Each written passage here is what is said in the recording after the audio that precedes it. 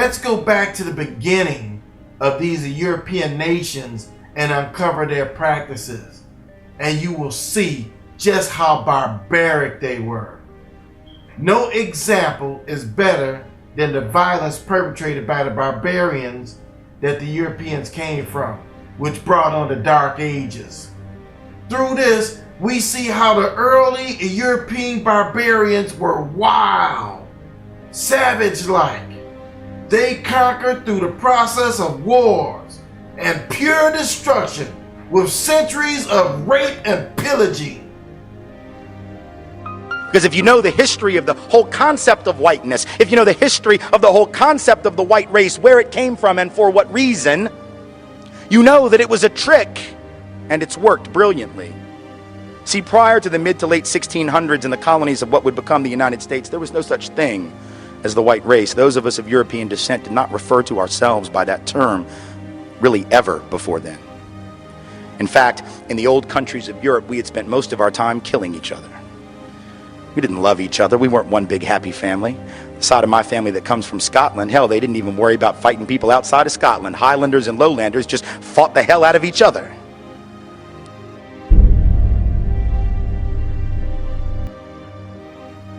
During the time of the Dark Ages, Rome and other cities deteriorated because of the invasions of barbarians from northern and central Europe.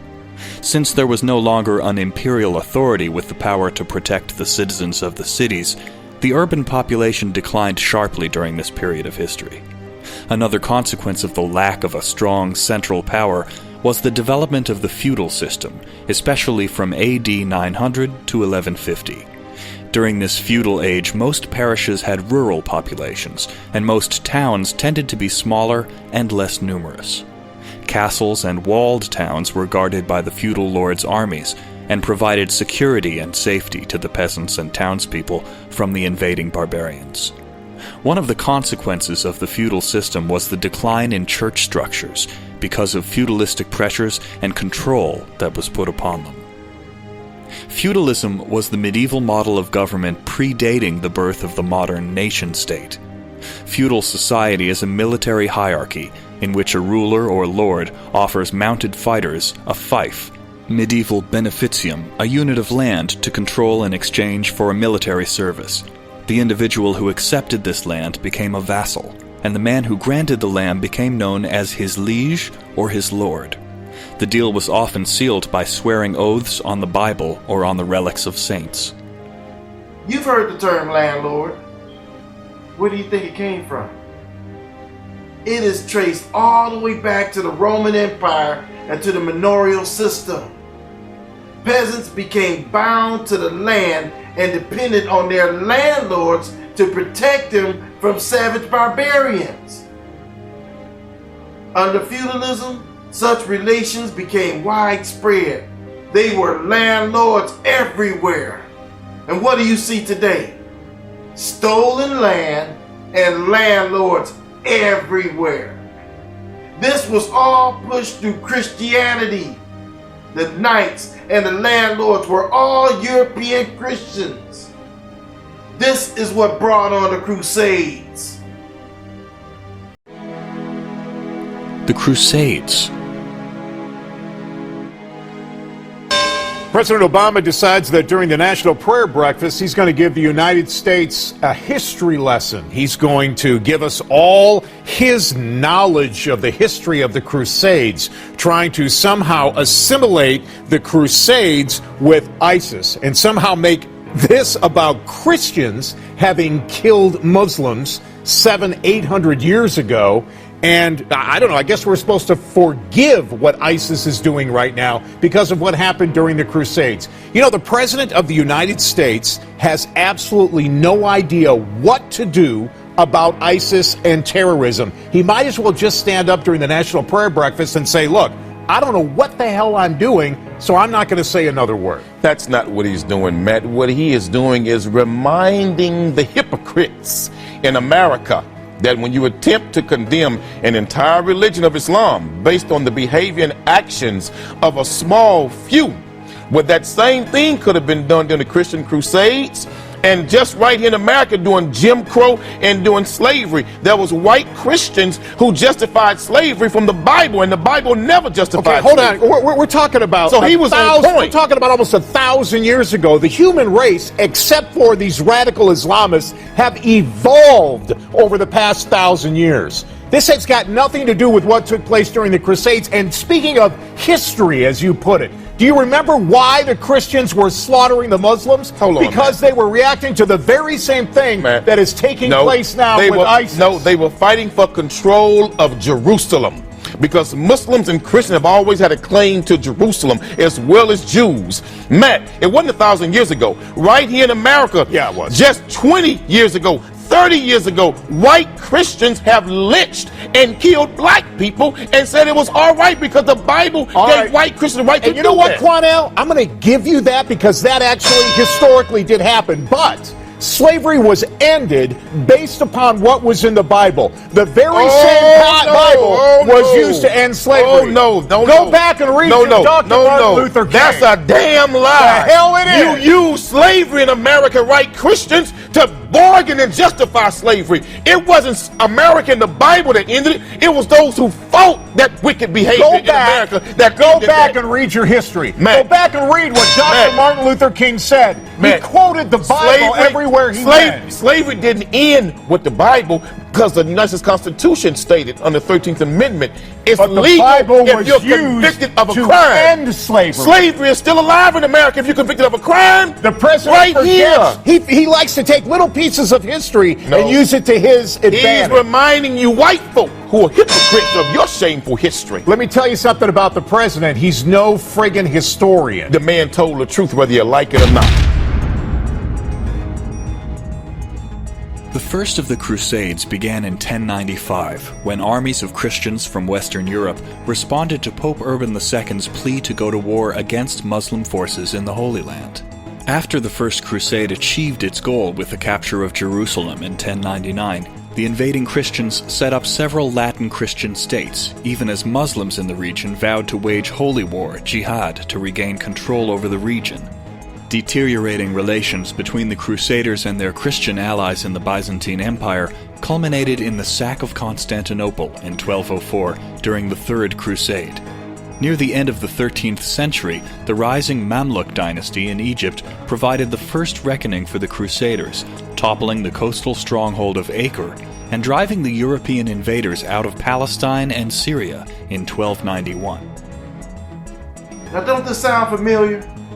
European Christians going to Arab-occupied lands and conquering, taking land as their own. This is why the Arabs are so uptight with the European nations. Because, like Israel, what did they do? They went there and they took the land from the Palestinians, right? They call the Arabs terrorists, and yet it's the whites that bring the terror to their lands. But notice, they call their actions war. Rudolph J. Rummel estimates the Crusades butchered 1 million innocent civilian men, women, and children, not in combat. In 1095, Pope Urban II made a speech at Council of Clermont to launch the bloodletting of the Crusades. The capture of Jerusalem, 1099. When they took Jerusalem, the Christian army butchered almost every man, woman, and little child in the city. Saint Bernard of Clairvaux said, when launching the Second Crusade, the Christian glories in the death of a pagan, because thereby Christ himself is glorified. The genocide of the Cathars. Rudolph J. Rummel estimates they butchered 200,000 innocent men, women, and children. The genocide of the Stedinger people of Friesland. In 1233, Pope Gregory encouraged the extermination of the Stedinger people of Friesland, on the imaginary grounds that they were in league with the devil. The devil appears to them in different shapes, sometimes as a goose or a duck. The entire people were exterminated. So how do we, as people of faith, reconcile these realities? The profound good, the strength, the tenacity, the compassion and love that can flow from all of our faiths operating alongside those who seek to hijack religious for their own murderous ends. Humanity's been grappling with these questions throughout human history. And lest we get on our high horse and think this is unique to some other place, remember that during the Crusades and the Inquisition, people committed terrible deeds in the name of Christ. In our home country, slavery and Jim Crow all too often was justified in the name of Christ. So President Obama gives a speech at a national prayer breakfast and says, hey, let's not be on our high horse here as Christians. Obviously, we had the Crusades and things like slavery, and those are issues. There's obviously goodness and badness in all religions. Now, Eric Bolling disagrees. He's on Fox News, and he's about to say something hilarious. Reports say radical Muslim jihadists killed thousands of people in the past few months alone, and yet, when you take Christianity, Judaism, Hinduism, Buddhism, whatever, their combined killings in the name of religion, well, that number would be 0. That number would be 0? 0. Okay, well, there's two possible things that he meant. Ever. I hope he's not that stupid, but let's debunk that real quick here. Here is some examples of Christian violence throughout history. The Crusades, the Inquisition, the Holocaust, that was pretty brutal. How about here in America? I mean, we're better here, right? Salem witch trials, the Native American slaughter, American slavery, and the Ku Klux Klan. Just to name a couple. Now, of course, here come the usual Christian apologists. No, none of those count. No, when Muslims do it, it's all because of Islam. When Christians do it, no true Scotsman would ever do that, right? No true Christian would ever do it. So, the Holocaust, that was just Hitler being Hitler. I mean, he didn't do it in the name of Christianity. Really? Because I've got a quote from Hitler right here from Mein Kampf, where he says, "Today I believe that I am acting in accordance with the will of the Almighty Creator. By defending myself against the Jew, I am fighting for the work of the Lord." It didn't help that the Germans had on their belt buckles, "Gott mit uns," God is with us. And I can give you a dozen other quotes from Hitler where he says, yes, I'm doing for Jesus. That's why I'm killing the Jews. Okay. But that doesn't count. If that doesn't count, what counts as religious violence? Okay. And American slavery, I mean, the fact that they justified it by quoting the Bible over and over again, saying that if you're a slave, you should know your place and your role, and that is to serve your master. That is an absolute historical fact. But the Klan, I mean, the Klan's not fair, right? I mean, were they really Christians? Well, let's take a look at some pictures of the Klan and figure out if they were or not. Oh, right, that's a giant cross they're burning. And they're not burning the cross because they're Muslims and they don't like it. They're burning the cross because they think this is our symbol. And we are lighting this up, and we are going to show it to not just blacks, by the way, Jews, Muslims. They talked about even Muslims and how they had to be eradicated as well. It was not just racial, it was also religious. See, the cross on his white robe might have also been a giveaway that it was also a religious group, a Christian group, that did the worst terrorism in U.S. history. Yes, including 9/11. I know. How dare I? How dare I? The Klan for decades and decades terrorizing millions of Americans. You want to talk about terrorism when someone burns a cross in your lawn, and then forget the symbolic element of it. When they grab you from inside your home and they lynch you and they burn you and they hang you and they literally have a picnic around that hanging and that burning. Okay, that's the true face of terrorism. I know you can't say it about Christians because that's forbidden in America. Christians, according to Fox News Channel, have never done any violence. What a comical, insane thing to say. All right, now let's give him the benefit of the doubt and say he didn't mean historically. He recognizes that Christians have been the most brutal. I mean, it's not that Christians are most brutal by genes. That would be preposterous. We're all human beings, right? But as it stands, historically, more people have been killed in these Christian atrocities than any other religions. Now, that's a fact. My guess is that Eric Bolin's not going to agree with that. But even if we were to grant him that he didn't mean historical, but just meant recently, and let's take a look at recent stuff. I mean, we don't want to go back 700-800 years to the Crusades, right? That's what the conservatives keep saying. Let's look at Christian violence recently. First of all, right now, we've got massacres in the Central African Republic of Christians massacring Muslims and driving them out. That's happening right now. And then, of course, there were the massacres in Bosnia, where the Christians, the Serbs, and at different times the Croats came in and butchered the Muslims there. And then there was a lot of fighting and a lot of religious violence. Is violence only in the case of Christians? Of course not. That would be a ridiculous thing to say. Now you say, all right, well, those don't count either. There's always a reason. They're not in America. All right, let's come to America. Eric Rudolph, Olympic bomber, abortion clinic bomber, one of the biggest cases of terrorism we've had in the U.S., also Christian, also said he was doing it for Christianity. Scott Roeder, the guy who killed Dr. Tiller. He's a killer on the, ironically, pro-life movement. Wade Michael Page, he's the guy who shot people at the Sikh temple thinking they were Muslims. Also devout, right-winger, white supremacist Christian, Jim David Atkinson. Although he killed people in a church, he had books from Fox News Channel hosts and contributors and saying he had to kill the liberal Christians in order to save Christianity. James Charles Kopp, another killer of abortion doctors and providers. John C. Salvi, the same. By the way, the Army of God, yes, that is the name for Hezbollah in Arabic, but also the name of a Christian terrorist group that kills abortion providers or anywhere near abortions providing services when they blow up the place. And then, of course, there's the Order. The Order is also another terrorist group, also Christian. Member of the Order is a guy you might recognize next on the list, Timothy McVeigh. Also a Christian, also white power, and also one of the worst terrorist acts in American history. In fact, the worst until 9/11. And then you have Anders Behring Breivik, who killed over 70 people in Norway as well. And he said he was doing it because he was afraid that the Muslims were going to take over, and he was defending Christianity. So I'm pretty sure that fairly recently, there have been a lot of acts of terror by Christians. Now, if you want to say just in the last couple of months, okay, I got that one for you too. Well, here was a guy named Larry McWilliams. He was a Texas resident. And you know what he did? He tried to burn down a Mexican consulate. He was shot dead while he was doing that. And in his van, they found a copy of a 1990 book that explained why he was doing it. The name of the book, Vigilantes of Christendom. That was in the last 2 months. I'm pretty sure that he was a Christian. The idea that Christians in general or by nature are worse than Muslims is preposterous.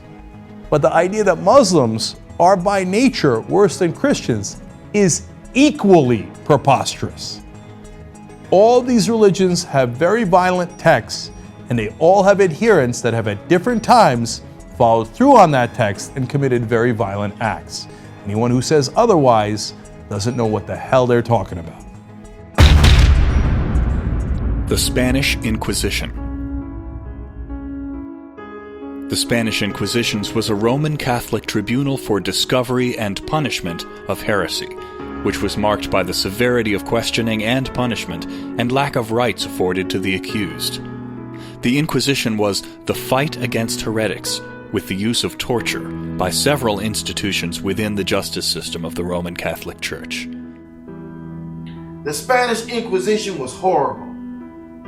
People were killed if they were another religion, any religion other than Christianity. Or if a person sprinkled powder or salt or something on their porch, they would have been accused of being a witch. Just think about the term Spanish Inquisition. Unless you've had some type of history class, you wouldn't even know what it meant. Why not call it what it is? Christian terrorism. People associated with Spain, but yet it was the Pope of Rome that started it. Why not call it the terrorism of the Christian Pope?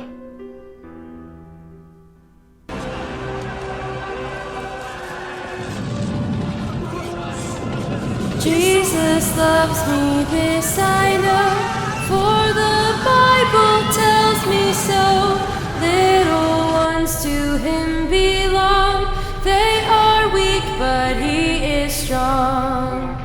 Yes, Jesus loves me. Yes, Jesus loves me. Yes, Jesus loves me. The Bible tells me so. Between 1478 and 1833, thousands of people were arrested, tortured and executed because their religious beliefs were not welcome in their homeland. They were victims of the Spanish Inquisition. The Inquisition has cast a long shadow, but it's been so obscured by myth that until now it's been hard to tell the real story of these dark days of the Catholic Church.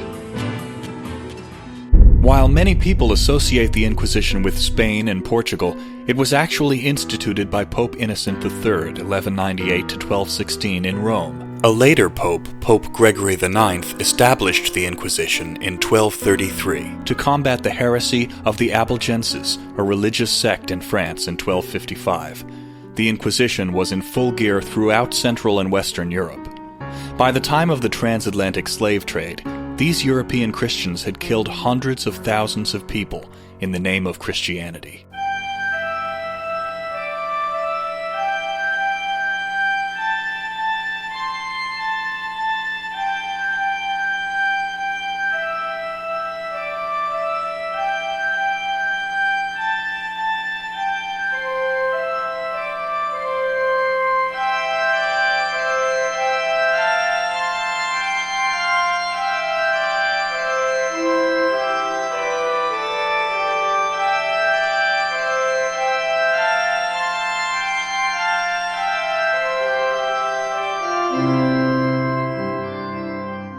Jesus loves me, this I know, for the Bible tells me so.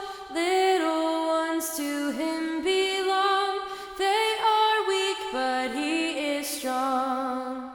Yes, Jesus loves me. Yes, Jesus loves me. Yes, Jesus loves me. The Bible tells me so. By 1914, only 2 countries remained outside European possession, Liberia in the west and Ethiopia in the east. Britain had seized the lion's share of control. Egypt and the Sudan in the north, the immense wealth of South Africa, valuable colonies like Rhodesia and Kenya, and richly populated territories such as Nigeria and the Gold Coast. France had invaded Algeria in the 1830s. Now, after new wars of conquest, she added more colonies to her empire south of the Sahara, including the island of Madagascar. Little Portugal carved out 2 vast colonies, Angola and Mozambique, while Imperial Germany took the Cameroons and southwest Africa, and on the east coast, Tanganyika. The vast Congo basin fell to King Leopold of the Belgians. Italy and Spain completed the enclosure. The fate of the continent was utterly changed. Between the colonizing powers themselves, the carve-up was peaceful, but their rivalry was intense. In 1884, a congress of the competing governments met in Berlin to settle their disputes. Germany's Iron Chancellor Bismarck was there. And active behind the scenes was the ambitious Belgian king. He spoke for them all when he said, "I am determined to get my share of this magnificent African cake." Any power that could occupy African soil could effectively claim it.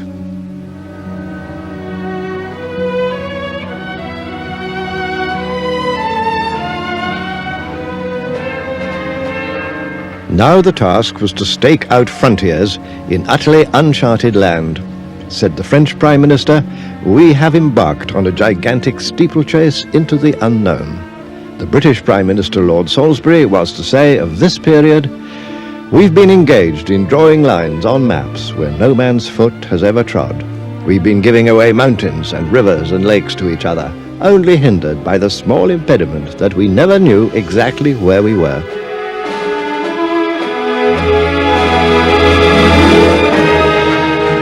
The great game was to get hold of places and positions of advantage over rivals, no matter what irrational frontiers might result.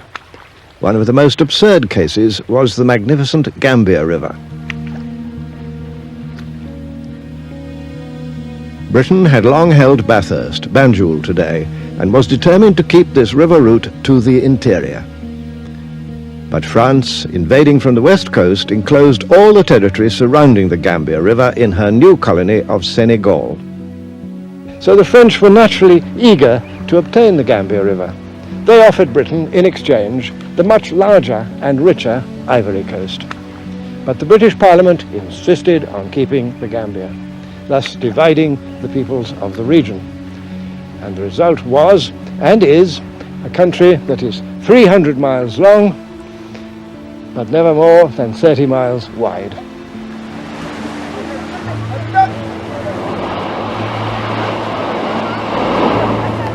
What the African inhabitants might think of this colonial carve-up was never asked. The European idea, in the words of one British governor, was to seize African territory and then, as much as possible, rule the country as if there were no inhabitants. In fact, European contempt for Africans now reached new depths, and no wonder. For how otherwise than by asserting that Africans were helpless children, lazy savages, could Christian Europe justify taking their countries away from them?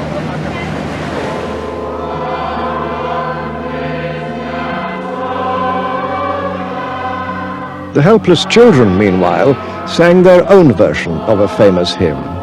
Onward, Christian soldiers, into heathen lands, prayer books in your pockets, rifles in your hands. Take the happy tidings where trade can be done. Spread the peaceful gospel with the Gatling gun.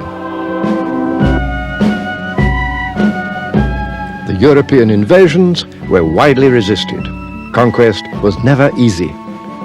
And sometimes, as these old drawings and photographs testify, conquest led to a ruthless killing that later generations would prefer to forget.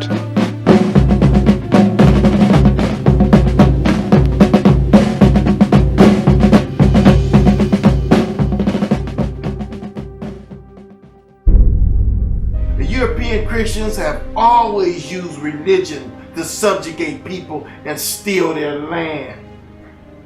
They would come preaching with a Bible in one hand and a gun in the other. So I think one of the fundamental reasons why Europeans, in general, the European intelligentsia, scholars and academics, why they deny Africa their history, you know, from ancient Egypt all the way through to kind of the major empires from Mali and, you know, and Kush and all those kind of things, is because of the fact that if you accept that these groups of people were responsible for your ascent into history, your ascent into what is known as civilization, then how the hell can you justify enslaving them? And that's part of the problem, is the fact that you've enslaved, you've tortured, you've committed innumerable acts of genocide on the same people that put you in the position that you are in, scientifically, philosophically, academically, and culturally, and linguistically, whichever way you kind of want to look at it. Christopher Columbus was a Christian. He thought it was a blessing to be able to rape young girls and subjugate people to slavery. It was Christians that instituted the slave trade. The very first thing they decided to do was take slaves when they got here. Why? Because they were too weak to build their own country. They took Africans as slaves and brought them to this country and killed most of them, and those that didn't die, they treated horribly, using the scriptures to justify their wickedness.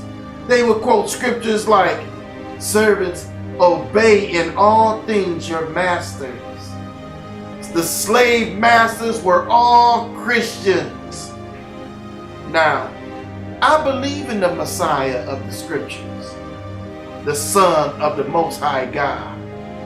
I teach the scriptures. I believe in the receiving of the Spirit with the evidence of the gifts of the Spirit. However, I refuse to call myself a Christian. Christians need to do their research and look at what they're calling themselves. Now, this should be enough to make all Christians everywhere research the history of their religion. It should make them start to seek the Most High for the truth. Didn't the Messiah, Yahushua, say, they that worship me must worship me in spirit and truth? But we want the spirit, but we don't want the truth though, right?